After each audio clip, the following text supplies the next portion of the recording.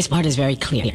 You're nothing but a pawn, and you'll remain a pawn until you play. The rules are clear. Take what they give you, give away what you have to, and the difference is yours. The question is, how big is the difference? Are you really intending to win? Well, why not? There are lots like me, and we're the actual players. Because on one side of us are the real cattle who let TV do the thinking for them, while on the other is power who believe that we are shit and feeble-minded cattle.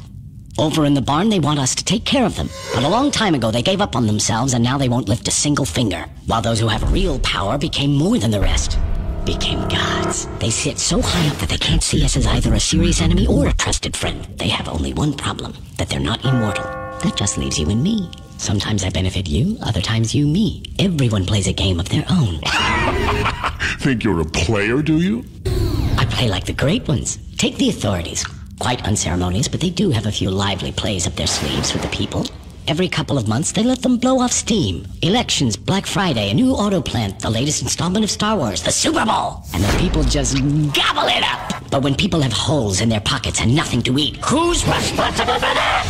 So now, without their beer and football, they need a sacrifice. And you can be certain that power will provide them with a patsy.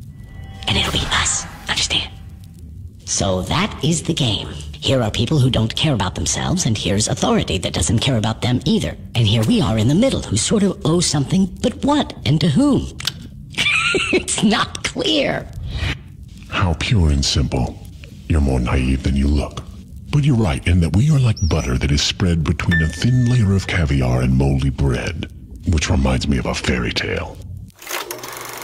Once there lived a poor wolf, and nearby lived a very powerful and rich fox. They grew up together, were in the same class at school, but now they're in different social classes.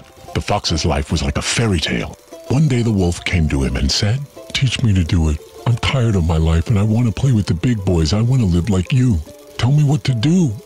The fox answered, "Don't sweat it. I'll fix up a place for you. You'll have a cushy job. You'll sit in a chair, quietly catch fish, by the rules. Don't fuss, take a lot here, a little there, anything will do." So the wolf nervously looked around and saw that everyone was doing the same thing. And soon, it was all working. He caught big fish and little ones. One day, the fox came to get his share of fish, but the wolf said to him, "Sorry, brother, this fish is stuck to my tail." So the fox went and unstuck it. He cut the wolf's tail off and unstuck the fish. Good thing the wolf wasn't using his for bait. That's what happens when you play by someone else's rules. Why are you telling me your tale's here? If you're so smart, then maybe you know a way out. The way out, my colleague, is through the entrance. It's time to get out of this game. Look, yeah, we have money, and what good does it do? There is nothing for us to do in this country. The number of alcoholics and morons is larger than the whole population. It's all polluted, education doesn't exist, and that new auto plant? It's not real. There's no other way than to leave and wipe this nightmare from our brains. To leave? And who's going to let you do this? You'll never forget this nightmare because it won't ever let you wake up. We do have money. But whose money is it? Is it yours, really? Can you actually spend it? Or offshore it? Can you legalize it? Give it to your children? Don't lie to yourself. Don't be like the others. You're in a trap, and the trap will only open its jaws once you are good and deceased.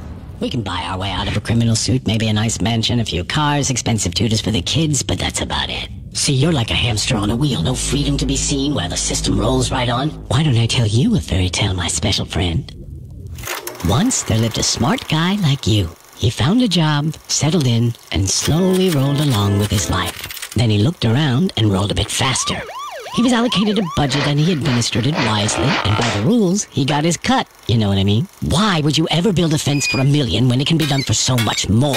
So he rolled on like this. The books looked good. Sometimes they didn't quite balance, but mostly it was a well-oiled machine. He'd give a taste to get off in court, give a taste to avoid an audit, he'd give a taste to whomever caught him and get away. But came the day he decided, enough. I've made enough for myself and my kids. No more risk. Everything can change. I'm leaving the game. Quietly. I need to move my money out and leave. I got away from Grandma. I got away from Grandpa. I got away from the traffic cop, the prosecutor, and the tax police. And I can get away from you, Mr. Fox. And what? What? Just letting him go would have been a total loss for the fox. Nobody leaves. The fox hates feisty people. To those who want to leave, he gives a very tough time. Bounces them from the tax police to the DA to court, bleeds them dry and tosses them in jail.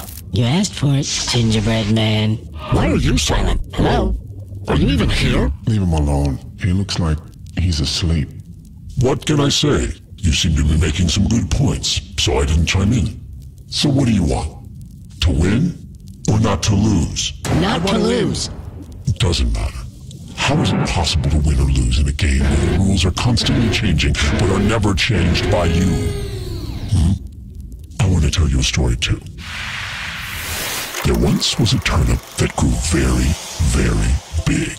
They started tugging it in different directions, but just couldn't pull it out. The turnip creaks, but it won't come out. Then one smartass said, why don't we just grab the turnip together and pull it in the same direction? They grabbed it, pulled really hard, and pulled out the turnip. It shined gloriously like the sun, so beautiful, so smooth. When the turnip was just sitting there, no one got anything at all. But after it was pulled, everyone had enough. There is one way alone for us to agree amongst ourselves, to finally write some rules ourselves. And that's when it will start. Our